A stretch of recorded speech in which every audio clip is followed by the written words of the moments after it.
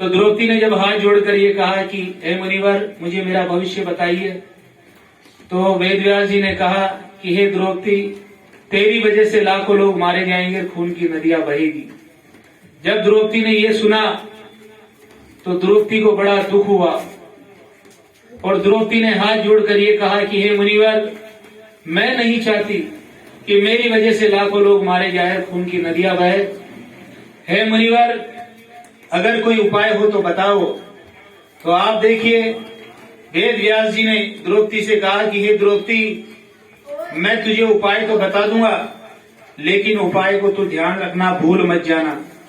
भाइयों बहनों, हम लोग भी सत्संग सुनते हैं, हमें सत्संग समझ में भी आता है, सत्संग अच्छा भी लगता है, लेकिन सत्संग खत्म होने के बाद में हम इस पर मनन नहीं करते, इस पर विचार नहीं करते। थोड़े ही समय के बाद में हम सत्संग की बातों को भूल जाते हैं और हमारे जीवन का दुख वैसे की वैसे बना रहता है। अगर हम सत्संग की सुनी हुई बातों को मनन करें और मनन करने के बाद अपने जीवन में उतार ले, तो हमारे जीवन में सुख आ जाता है। वेद व्यास जी यही कह रहे हैं कि द्रौपदी, उपाय तो मैं बता दूंगा, लेकिन भूल मत जाना, याद रखना। द्रौपदी ने कहा कि हे मुनिवर, आप मुझे उपाय बताइए, मैं याद रखूंगी।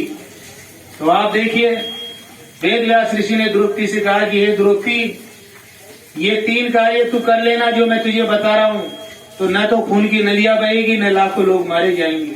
सबसे पहला कार्य द्रौपदी, कभी किसी का अपमान मत करना। दूसरा उपाय, हे द्रौपदी, अगर तेरा कोई अपमान कर दे तो तुझे गुस्सा नहीं होना है। उसके बाद तीसरी बात बताते हैं वेद व्यास जी, हे द्रौपदी, तेरा कोई अपमान कर दे, तुझे गुस्सा आ भी जाए, तो द्रौपदी तुझे उससे बदला नहीं लेना है। अगर तू ये 3 कार्य कर लेगी, उसके बाद में अगर इन 3 कामों को कर लेगी, तो न तो खून की नदियां बहेगी, न लाखों लोग मारे जाएंगे। देखिए भाइयों बहनों, कुछ समय के लिए द्रौपदी ने ये तीनों बातें याद रखी, लेकिन इसका मनन न करने की वजह से थोड़े ही समय में वो तीनों बातें भूल गई। आप देखिए, पांडवों ने एक महल का निर्माण करवाया। उस महल को देखने के लिए जब उन्होंने दुर्योधन को बुलाया, तो दुर्योधन महल के अंदर जैसे ही प्रवेश किया, तो महल के अंदर एक बहुत बड़ा चौक था। चौक में पानी भरा हुआ था और पानी के ऊपर काई बिछी हुई थी, वो ऐसे लग रही थी जैसे कोई कालीन हो। दुर्योधन ने उसको कालीन समझकर पैर रख दिया, वो पानी के अंदर गिर गया, पूरा भीग गया। द्रौपदी ने जब यह दृश्य देखा तो जोर जोर से हंसने लगी, और हंसने के बाद वो क्या बोलती है दुर्योधन से, अंधे का पुत्र अंधा। जो गोली होती ना, उसका तो घाव कुछ समय में भर जाता है, लेकिन जो कड़वी गोली होती है उसका घाव कभी भी नहीं भरता है। दुर्योधन के हृदय में यह बात लग गई कि अंधे का पुत्र अंधा। उसने विचार कर लिया कि इस द्रौपदी को तो मैं बताऊंगा। उसने जुआ की तैयारी करी। भाइयों बहनों, जुआ एक बहुत बुरी आदत है, हमें जुआ नहीं खेलना है। पांडवों की सिर्फ एक बुरी आदत थी, जुआ खेलने की वजह से द्रौपदी का अपमान हुआ, खुद का अपमान हुआ, खुद को वनों में जाना पड़ा। आप देखिए, जुआ के अंदर राजा युधिष्ठिर अपने आप को हार गया, अपने भाइयों को हार गया, अपनी रानी को हार गया, अपने राजपाट को हार गया। भरी सभा में दुशासन उसके बाल पकड़ते हुए द्रौपदी को भरी सभा में अंदर लेकर आया।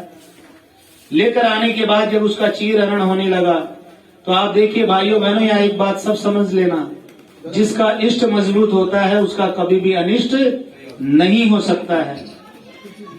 द्रौपदी ने किसको पुकारा? वासुदेव श्री कृष्ण जी को पुकारा, और वासुदेव श्री कृष्ण जी ने द्रौपदी की लाज रखी, उसका चीरहरण नहीं हो सका। जब चीरहरण नहीं हुआ, उसके बाद आप देखिए द्रौपदी ने क्या कहा। द्रौपदी ने ये कहा दुशासन से कि हे दुशासन, तूने मेरे बाल पकड़े हैं और बड़ी घीसते हुए बड़ी सभा के अंदर लेकर आया है, तो हे दुशासन, मैं इन बालों को खुला रखूंगी जब तक कि तेरी छाती के लहू से इनको धो नहीं लेती। अब आप देखिए, द्रौपदी ने तीसरी बात भी कर दी, और जब दुशासन उसके बाल पकड़ के लेकर आ रहा था, जब उसका अपमान हुआ, तब उसने दूसरी बात, वो गुस्सा भी बहुत हुई थी। तो द्रौपदी ने तीनों काम कर दिए, अपमान भी कर दिया, गुस्सा भी कर ली, और बदला लेने की भी सोच ली। तो आप देखो, इसी कारण से खून की नदियां भी बही और लाखों लोग भी मारे गए।